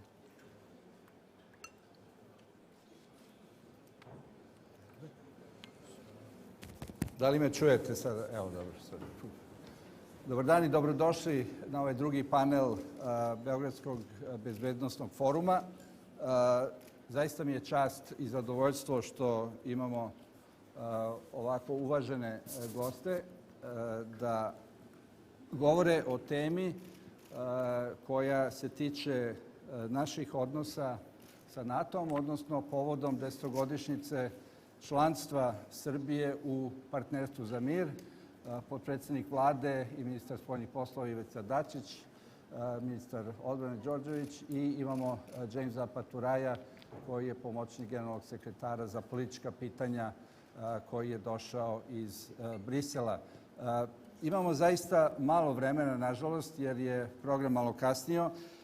Ja ću evo do 11:30, znači 35 minuta, da budemo efikasni oko ovog pitanja. Ja ću samo kratko da kažem da nas je nekolicina koji su ovde u sali bila u Rigi novembra 2006. godine, kada su Srbija, Makedonija i Crna Gora primljene u Partnerstvo za mir, dugo očekivano, dugo traženo od vremena demokratskih promjena 2000. Danas Makedonija i dalje stoji u jednom bezvazdušnom prostoru, mada je bila kvalifikovana da postane članica NATO-a 2008. kada su Albanija i Hrvatska pozvane u članstvo. Crna Gora najverovatnije tokom sljedeće godine kad se proces ratifikacije njenog članstva završi i Srbija i dalje u statusu člana Partnerstva za mir i naravno sa individualnom planom o partnerstvu koji je potpisan početkom godine. Čini mi se da je ministar Dačić bio u Briselu na tom potpisivanju. Mislim da je ovih 10 godina jedna dobra raskrsnica da razmotrimo gde smo. Premijer Vučić je pre nekoliko meseci govorio o značaja NATO-a i NATO prisustva na Kosovu kao jednom važnom faktoru stabilnosti i da naše učešće u raznim aktivnostima NATO-a pa i raznim drugim evropskim bezbednosnim aktivnostima jeste značajno za naš ukupan položaj u regionu i u Evropi. Završit ću sa time da došao sam sa Bukureštanskog foruma, sličnom ovom koji je održan krajem prošle nedelje, gde je Federica Mogherini održala glavni govor. Govorila je naravno o globalnoj strategiji Evropske unije i odmah je rekla na početku da je 10 minuta nakon što je objavila i obnarodovala globalnu strategiju se videla sa generalnim sekretarom NATO-a Jensom Stoltenbergom i njemu predala globalnu strategiju i podvukla da su odnosi Evropske unije i NATO-a zaista veoma bitni i učestalost zapravo saradnje te dve organizacije je veoma bitna i naravno mi to osjećamo ovde s obzirom na naše evropske integracije i na euroatlantske integracije regiona. Zamolio bih potpredsjednika vlade da nam kaže nekoliko uvodnih reči, posle će ministar odbrane i James i onda ćemo otvoriti za pitanje i odgovore koliko vreme bude dozvolilo. Gospodine predsjedniče vlade. Hvala Ivo. Uvažene dame i gospodo, imajući u vidu vreme, ja svakako neću čitati ovaj govor koji je pripremljen, jer pretpostavljam da je svako od nas ima pripremljen govor. Ako bi ga svi pročitali, onda bi sigurno produžili ovo vrijeme koje ste predvidjeli. Naravno da mi je zadovoljstvo da učestvujem svake godine na ovom forumu koji organizujete i naročito pored ministra Đorđevića što imamo i gosta iz NATO-a, zamjenika pomoćnika generalnog sekretara, gospodina Appathuraia. Naravno da je tema o kojoj danas govorimo verovatno jedna od tema koja ima različite odgovore u našoj domaćoj političkoj javnosti, ali verovatno tu ima i mnogo teza koje su politički obojene i koje ne dotiču suštinu našeg odnosa sa NATO-om i veoma često smo u situaciji da se nalazimo na meti raznih kritika. S jedne strane onih koji smatraju da smo se mnogo približili NATO, a s druge strane onih koji smatraju da se nismo dovoljno približili NATO. Zato je ova tema, današnja tema, možda i dobra jer se poklapa sa 10-godišnjicom našeg pristupanja programu Partnerstvo za mir i treba reći da su se naši odnosi sa NATO-om razvijali postepeno, nekad usporeno, ali čini mi se uzlaznom linijom u kontekstu nasleđa iz naše prošlosti, ali i razmišljanja o budućnosti i interesu čuvanja mira i stabilnosti u regionu. Pre svega želim da kažem da saradnju sa NATO-om treba da posmatramo u cilju ostvarivanja naših interesa i prioriteta. Baš zato smo i mislim da su i sve vlade koje su nakon ove odluke u Rigi bile u Srbiji su išle tim putem. I ništa što se desilo za ovih 10 godina, pa i ovaj IPAP na kraju, nije nešto što je novo ili što nije bilo planirano. Kao što znate, individualni akcioni plan partnerstva IPAP je najviši oblik saradnje sa NATO-om za državu partnera koja ne želi članstvo u NATO-u. NATO nije nametao rešenja, ta saradnja je prilagođena našim potrebama, a tu su i prioritetne oblasti koje smo sami birali. One su određene u skladu sa našim spoljnopolitičkim ciljevima, na liniji strateškog opredeljenja Srbije za pristupanje Evropskoj uniji i zalaganja za mir i stabilnost u regionu. Pod okriljem NATO programa naučne saradnje postoje projekti gde su angažovani naši mladi naučnici koji zajedno sa nemačkim kolegama rade na projektima razvoja robota namenjenog dekontaminaciji, deminiranju i detekciji opasnih supstanci. Mnogi projekti imaju upotrebnu vrednost, bilo da se radi o prevenciji štete od zemljotresa, unapređenju bezbednosti hrane ili boljoj energetskoj održivosti. Važan segment čini saradnja u oblasti vanrednih situacija. Takođe, u pojedinim momentima migrantske krize, kada naši kapaciteti više nisu bili dovoljni za zbrinjavanje hiljade migranata, zatražili smo pomoć od NATO-a i ovom prilikom zahvaljujem članicama koje su na ovaj zahtev odgovorile. Dobar primer predstavlja i projekat jačanja kapaciteta tehničko-remontnog zavoda za uništavanje u Kragujevcu, za uništavanje viškova zastarele municije kroz poverilački fond NATO koji okuplja više zemalja. Ima tu i nekih drugih ideja o raznim fondovima takođe koje možemo koristiti, ali o tome će svakako sigurno više pričati ministar Đorđević. Ono što želim da kažem to je da se nadam da Srbija i NATO dele interes očuvanja mira i stabilnosti na Zapadnom Balkanu. Nažalost, region se suočava sa nestabilnošću u mnogim njegovim delovima. Zato je važno da očuvamo regionalni mir i stabilnost i Srbija će svakako ostati stup stabilnosti i pouzdan partner svima koji žele mir, a mehanizmi i okviri partnerstva za mir su bitan instrument očuvanja stabilnosti. Saradnja je veoma važna i zbog Kosova i Metohije. koje za Srbiju predstavlja najveći bezbednosni izazov. KFOR je kao jedina legalna i legitimna oružana struktura u pokrajini, saglasno rezoluciji 1244 Saveta bezbednosti Ujedinjenih nacija, osnovni garant mira i bezbednosti kao i zaštite srpskog stanovništva. I posebno je važno što je KFOR i bezbednostni garant primjene Briselskog sporazuma. Želim da kažem da kada smo potpisali Briselskog sporazum, ja sam tada bio predsjednik vlade, tada smo Aleksandar Vučić i ja, koji je tada bio prvi potpredsjednik vlade, i Catherine Ashton, a odvojeno od toga su i predstavnici Prištine, učestvovali u tome. Imali smo sastanke sa generalnim sekretarom NATO i u sedištu NATO-a gde smo upravo i razgovarali o tome. Bilo je veoma važna jedna odredba koju smo se dogovorili prilikom Briselskog sporazuma, a to je da bilo kakve neke oružane strukture ne mogu da dođu nasilno na teritoriju gde većinsko stanovništvo čine Srbi bez saglasnosti KFOR-a. I mislim da je zato iz toga se svega vidi da su naši odnosi od vitalnog značaja, a bilo je tu i drugih zajedničkih tema koje smo u proteklim mesecima imali.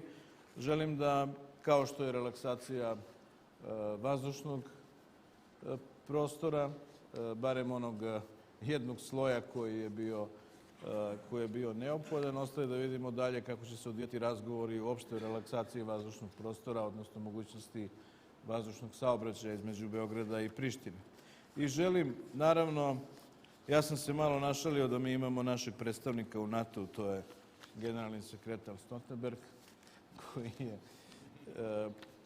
koji je dosta vezan za Srbiju i porodično i ovde je proveo deo svog života, ali takođe moram da kažem da je i on, da mi izuzetno cenimo to što je prilikom posete Beogradu prošle godine izrazio žaljenje i zbog civilnih žrtava bombardovanja i uputio saučešće porodicama nastradalih, i tim gestom ja mislim da je dat jedan novi kvalitet u izgradnji međusobnog poverenja i razumevanja.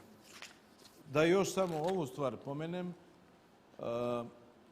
da ponovim, a to je da Srbija, kao što znate, ima politiku vojne neutralnosti.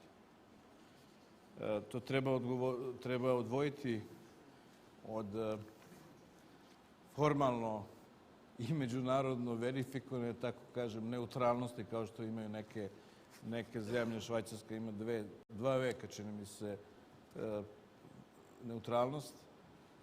Kad je reč o politici vojne neutralnosti Srbije, ona svakako nije prepreka našim nastojanjima da unapređujemo partnersku saradnju sa NATO, ali i sa drugim zemljama koje to žele na bazi zajedničkih vrednosti, uzajamnog razumevanja i obostrane koristi. Tako da članstvo Srbije u NATO nije tema o kojoj su raspravljali državni organi, niti NATO očekuje takvu našu odluku, ali još jednom ću ponoviti da od pristupanja Partnerstvu za mir sve vlade Srbije do danas, bez obzira koje su političke stranke su predvodile vladu, su vodile politiku razvijanja partnerskog odnosa Srbije i NATO bez aspiracija za članstvo. Hvala da ovde prekinem. Hvala vam puno, gospodine potpredsjedniče vlade. Izvinjam se ovima što su pisali govore. Biće prilike. To je Bane Filipović. Pre nego što vam dam reč, ministre, i hvala vam još jednom što ste tu, ne mogu da podsjetim da, s obzirom na prethodni razgovor 2 premijera gde se govorilo o tom pomirenju i stabilnosti i miru i pomenuto je francusko-nemačko pomirenje posle Drugog svjetskog rata, 2 stvari. Jedna je, sećam se vrlo dobro, kada su 2 borbena aviona iz Avijana došla u posetu Batajnici i našem vojnom vazduhoplovstvu predno 6 godina, i to je praktično prošlo bez ikakvih, kako da kažem, Bila je vest, naravno, ali nije se niko, da to tako jednostavno kažem, uzbudio oko toga. Naravno, mi koji smo bili ovde za vreme bombardovanja, to nikad ne možemo da zaboravimo, niti da oprostimo na neki način, ali to ne znači da ne razvijamo upravo, kao što ste vi rekli, sve te oblike, pa ko zna, možda jednog dana bude i nekog članstva. Ali to je neka daleka budućnost.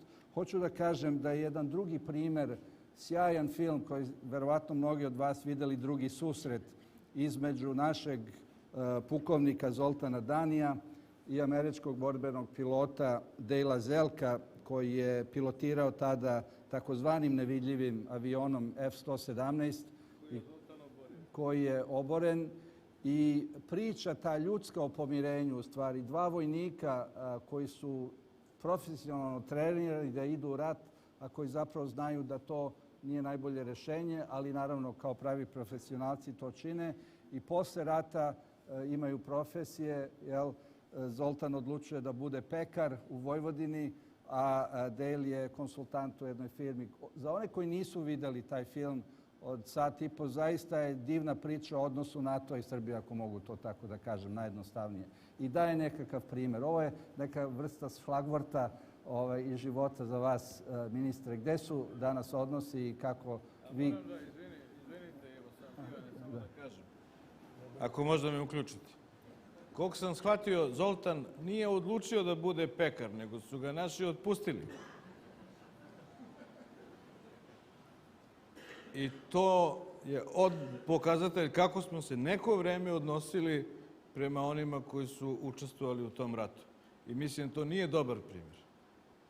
A ne znam šta je ovaj Amerikanac odlučio, šta će da radi, ali sigurno je bolje prošao od Zoltana. Izvolite.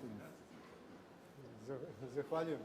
Prvo bih želeo da se zahvalim i organizatoru na pozivu i na ovoj izvanrednoj konferenciji koju ovde imamo, forumu koji je okupio dosta zanimljivih ljudi koji će vjerojatno pričati na dosta zanimljivih tema. Hteo bih prvo da mi ne ukradete ovaj deo na mali uvod da napravim, znači da se nadovežem na prvog potpredsjednika. Srbija je vojno neutralna, to je odluka Skupštine. Mi naravno želimo da imamo saradnju sa svima i u budućem vremenu svakako nas očekuje kao strateška odluka pridruživanje Evropskoj uniji gde se nalazi većina zemalja u NATO savezu.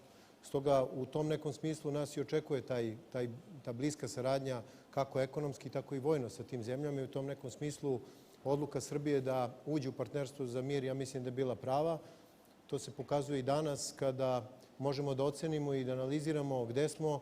Mi možemo da kažemo da je naša veza funkcionalna, da ima koristi i da naša vojska u tom sistemu reformi svakako je uzela sve dobro što može da dobije od tako jednog partnera koji ima jedno veliko iskustvo. Mi naravno sa tim partnerstvom sa NATO-om i u partnerstvu za mir jačamo, što je najbitnije, interoperabilnost naše vojske i odbrambene moći, znači same naše vojske. Takođe, sa NATO-om i sa partnerstvom za mir smo stvorili neku vid saradnje kad je u pitanju slanje naših ljudi u multinacionalne operacije.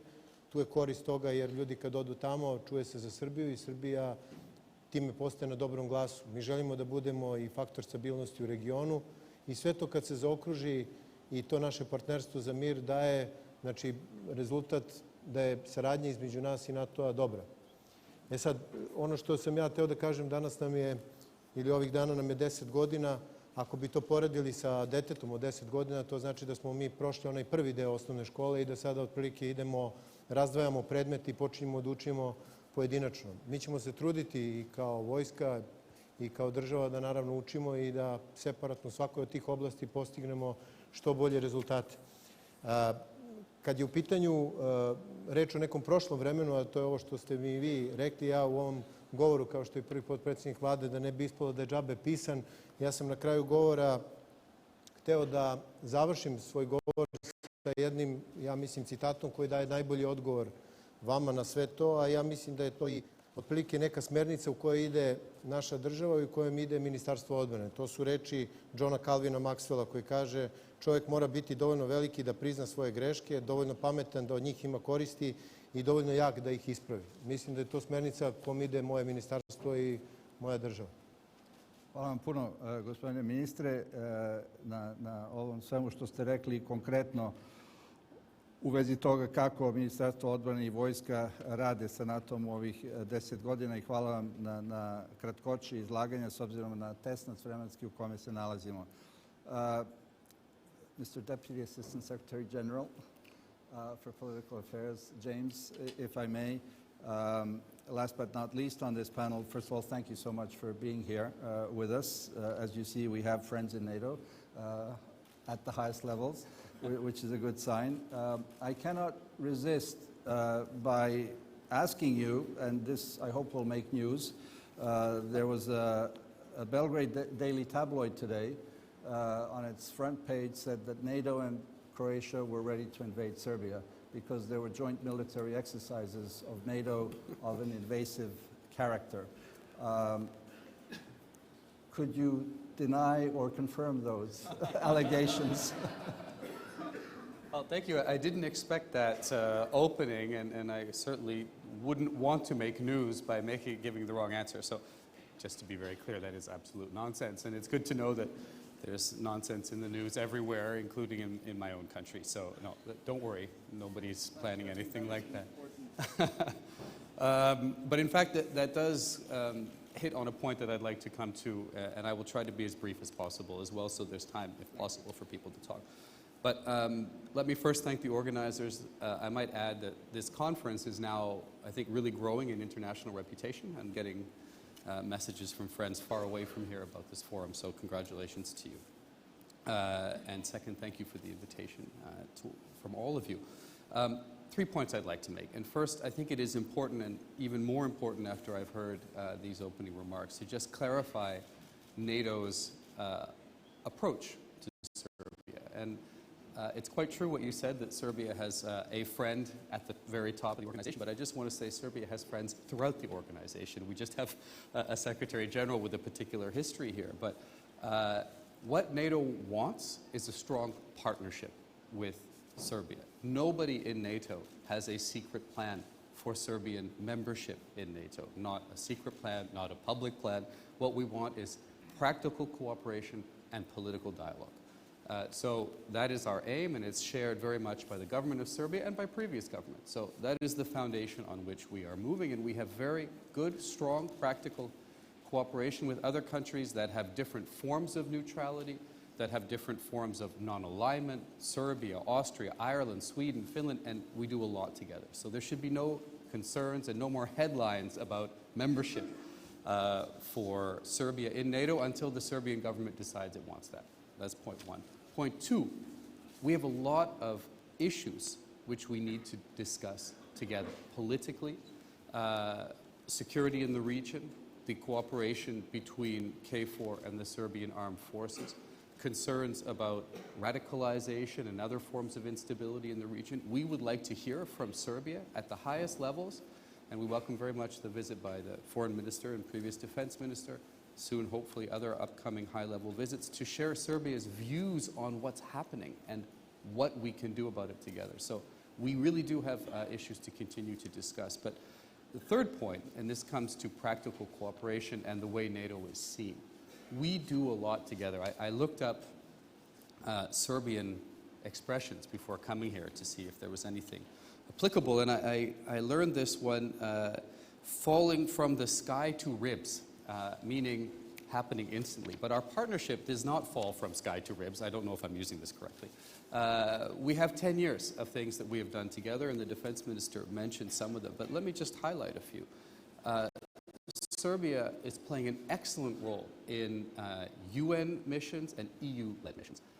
The DNA for interoperability, for being able to work together on these operations, is NATO interoperability. So working through Partnership for Peace helps Serbia to be able to contribute to international operations for the EU, for NATO, and obviously for Serbia itself.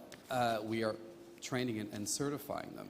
We have a whole range of courses, from English language courses to medical courses, to participation in civil emergency exercises, which are really relevant for regional security. And I know that there's increasing cooperation to deal with emergencies. And NATO is helping to organize that as well. To help normalize the airspace, NATO plays a key role here, and we've made real progress. Now we have to move to the next level.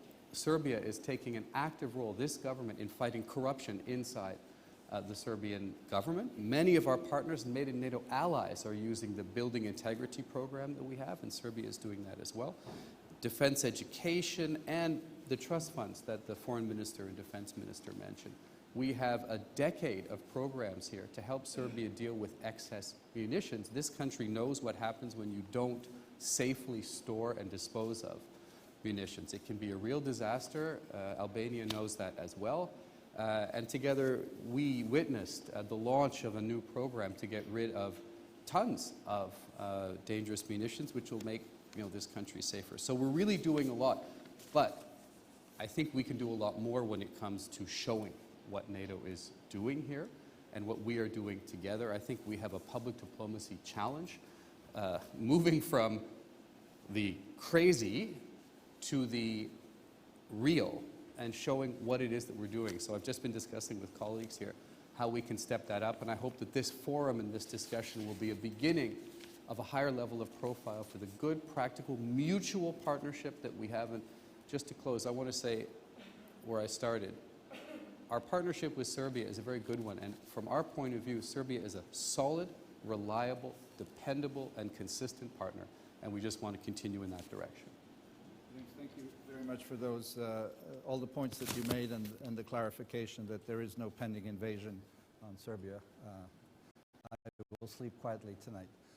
I will open the floor for 3 questions. We have 10 more minutes, and then we'll come back to the panel for responses. Do I see any hands? Ja bih hteo samo da, Ivane, hteo bih samo da dodam na ovo što ste pitali gospodina Appathuraia za vojne vežbe Hrvatske i NATO. Odnosno, Hrvatska je u NATO, tako da to je jedno te isto. Ali morate priznati da postoje i obrnute teze u drugim zemljama, pa i u samom NATO-u ponekada, koje se tiču za vojne vežbe Srbije i Rusije. Tako da ja želim isto vama da kažem da mi ne planiramo da vas napadnemo. Da se ne plašite. Hvala. Hoću da vam kažem da, evo tu je ministar Đorđević, ako hoćete da budete iskreni i da pobrojite vojne vežbe koje imamo, mi smo nezavisna zemlja, mi nismo članica NATO-a. Mi možemo da imamo vojnu saradnju sa bilo kojom zemljom kojom hoćemo u svetu. Vojnu saradnju koju imamo sa Rusijom u smislu zajedničkih vojnih vežbi je ko zna koliko puta manja nego saradnja koju imamo sa NATO-om ili bilateralno sa drugim zemljama koje su članice NATO-a. Bane, koliko je to?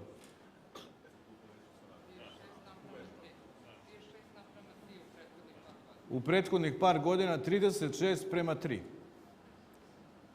Prema tome, to je istina.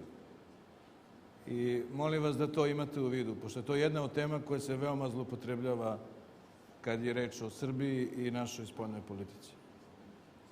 To je zaista veoma važan podatak i neki od nas ga stalno ponavljaju. Evo, u stvari, ministar ima jedan, to nije moja oblast. Ima i grafikon. Da. Idemo na kratka 3 pitanja. Neko je želeo tamo. Ili... Bili smo jasni. Ne, nije pogrešno video. Da li ima, ako nema pitanja,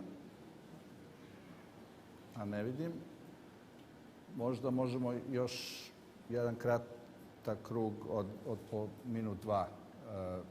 Ako hoćete vi, gospodine. Samo bih najavio posjetu premijera sedištu NATO-a. Mislim da će to biti, još nije utvrđen ili utvrđen je datum, ali da ga ja ne saopštavam, ali premijer će posjetiti, na poziv generalnog sekretara će posjetiti sedište NATO-a i tim povodom će biti i sednica komiteta, ali i bilateralni razgovori sa generalnim sekretarom, što mislim da je veoma bitno. posle poseta koju smo imali ministar odbrane, tadašnji ministar odbrane, gospodin Gašić i ja, mislim da je to bilo u martu prošle godine i tada je između ostalog i na neki način inaugurisan IPAP, jer on se ne potpisuje, ali je na neki način primljen k znanju na različitim forumima.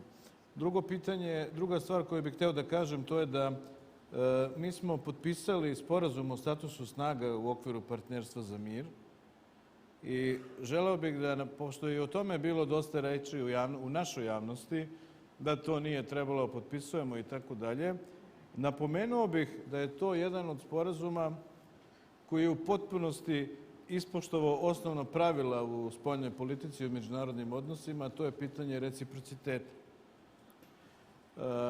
Sporazum reguliše privilegije i imunitete vojnika ne samo u korist članica NATO-a i partnerstva za mir, već i u korist Srbije. Za razliku od nekih drugih sporazuma, uključujući i sporazum sa SAD koji su svojevremeno potpisali Boris Tadić i Condoleezza Rice, gde se samo jednostrano omogućuje vojsci Sjedinjenih Američkih Država. Želim to da kažem, da biste znali kako smo politiku vodili. I na kraju bih predložio i samim ljudima u NATO-u da i oni sami, imajući u vidu sve ovo što znaju o nama i sve ono što čuju i što zajednički radimo, da i oni sami budu inovativni u smislu različitih projekata i ideja koje bismo možda mogli u budućnosti da realizujemo, koje bi mogle da rade, da posluže, da budu u funkciji jačanja našeg međusobnog poverenja i jedna od tih stvari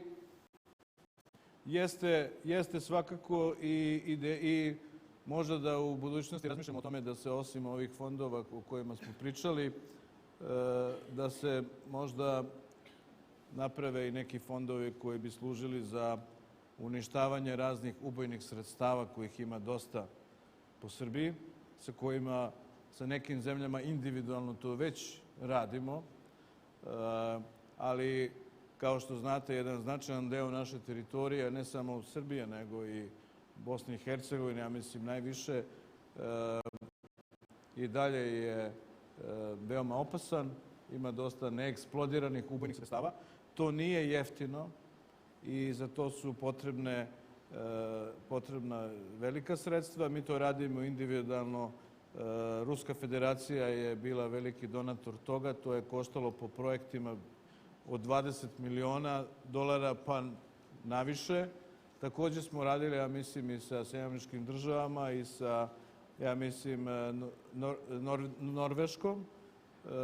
Ali to je možda jedna od ideja o kojima možemo da raspravljamo u narednom periodu. U svakom slučaju, mi želimo da naši odnosi budu iskreni i kao što sam rekao tada u Briselu, u sedištu NATO-a, dobrodošli u Srbiju, samo dođite ovom redovnom linijom ovim avionima. Hvala vam, gospodine prvi potpredsjedniče. Gospodine ministre. Vrlo je teško pričati posle prvog potpredsjednika. Ja bih, evo, pošto malo vremena ostaje, dve stvari izdvojio. Prvo bih izdvojio naš jučerašnji događaj koji smo imali i zahvalnost, znači, fondu koji je osnovan u okviru partnerstva za mir, to je NATO poverilački fond za uništavanje i delaboraciju municije. To je velika stvar za Srbiju iz razloga, i prvi potpredsjednik je rekao, što postoji municija i postoji naoružanje koje jednostavno nije sigurno da se čuva. Uništenjem njihovim sprečavamo akcidente i incidente koji su mogući da se dese. Svi se sećaju ne tako davno dešavanja u Paraćinu, tako da Srbija kao odgovorna država želi to da spreči i na taj način osnivanjem ovog fonda učinila se jedan korak napred u tome i oslobađanje Srbije od tog vida opasnosti koji postoji. Još jednom hvala i poverilačkom fondu i prijateljima iz zapadnih zemalja koji su učestvovali i donirali sredstva da uništenje toga. A druga stvar koju sam hteo da izdvojim, to je naša saradnja sa KFOR-om na Kosovu. Iako politički se razlikujemo oko nekih stavova, vojno vrlo lepo sarađujemo. Oni su garant mira i garant stabilnosti i mira i sigurnosti naših ljudi dole na Kosovu i Metohiji. I njima zahvala, mi imamo redovne sastanke sa njima od najvišeg do najnižeg nivoa i dogovor između nas jeste da se primenjuje vojno-tehnički sporazum, rezolucija 1244 i u tom smislu hvala još jednom i njima. Hvala vama, gospodine ministre. James, final thoughts? Thank you. I don't really have too much more to add. I took good note of the foreign minister's proposal, and I think that goes in the direction of what we've done for so many years. I think, on my calculation, through the 4 trust funds that we've implemented together here, about 15 million euros have been spent already by NATO, through NATO, not counting the bilateral support from NATO allies to precisely address issues like too many small arms and light weapons, unexploded munitions, landmines, all to be safely stored and destroyed. But there's plenty of potential for more and similar projects, and so we will explore those together. Even as we work on joint exercises, interoperability, and doing things outside of the country together, or helping together Serbia be more effective as a UN actor, as an aspirant to EU membership. So there's lots for us to do. I want to make sure it's also seen. So that's something I would ask to work in cooperation with our friends and colleagues in the political class here.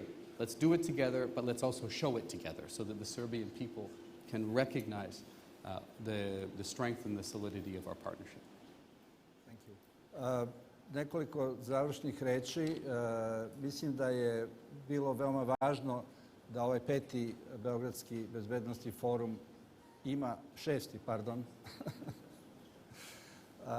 ima ovu temu kao što smo imali prošle godine, ove godine kao plenarnu sesiju i mislim da i to govori o ovom odrastanju koje je ministar Đorđević pomenuo. Mislim da najava koju je dao prvi potpredsjednik vlade o predstojećoj poseti premijera, odnosno vlade Srbije, sedištu NATO u Brislu je zaista veoma važna i govori o ne samo učestalosti susreta, nego i o tome da se ta saradnja produbljuje.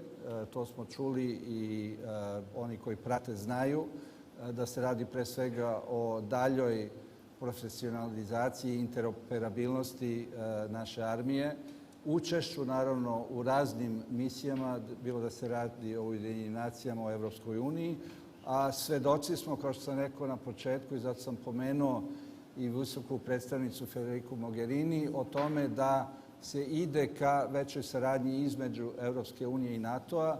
Naravno, teško je ne pomenuti da se svi nadamo da će biti postignut dogovor na Kipru oko rešenja njihovog problema, da tako jednostavno kažem. Nakon više od 40 godina pregovarači su se približili nekakvom zajedničkom rešenju, a kao što znate, Kipar je jedan od razloga zašto Turska ima jedan određeni stav o neodnosima između Evropske unije i NATO i to ako dođe do pomirenja i dogovora između onih koji pregovaraju na Kipru, to bi bio jedan veliki napredak. Ali kao i sve u životu ima načina da se zaobilaze problemi i da se nađu oblici saradnje, to smo čuli i na prvom panelu. Pre nego što se zahvalimo našim uglednim govornicima, ja bih vas zamolio da samo ostanete da sedite dok ministri i James izađu iz sale. Prema tome, molim vas, pridružite mi se zahvalnosti.